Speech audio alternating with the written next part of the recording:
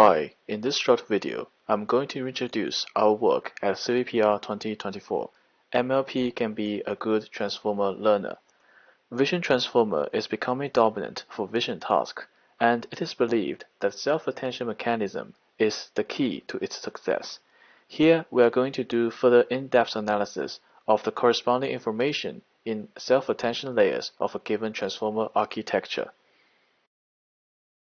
So here to start with, we use the entropy to illustrate the information amount carried out by attention layers and MLP layers.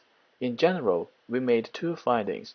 The first is the entropy quantity of bottom block is lower than that of top blocks, and MLP layers can elicit the information as much as the attention layers, and therefore we are thinking of removing those less informative attention layers and integrate its information carried into subsequent MLP layers.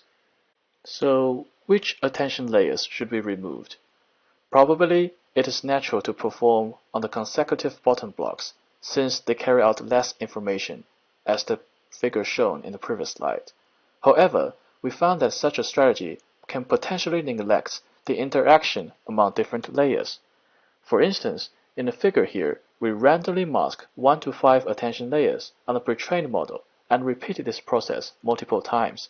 We therefore get the means and the variances of model performances, and we can see that the model performance drops as transfer entropy increases in both mean and variances, indicating the importance of interaction among multiple layers. The formula we used in our work to compute entropy and transfer entropy are presented here. We hope to use transfer entropy instead of entropy to show the mutual information and interaction across attention layers. So to prune out those less informative attention layers, we used diluted learning. Here, an attention layer is decoupled to the original architecture and a sparse mask M. In our case, M is initialized as 1 and is manually decayed to 0 along the training process. Once the sparse mask is decayed to 0, the output attention of the attention layer becomes the residual connection, as shown in the formula. So the figure on the left side of the page is to visualize the process of nodes. At each round, nodes traverses the candidate attention layers and figures out of the layer as a minimum transfer entropy using the greedy search. The selected layer is then detached from the candidate set and appended to the state set.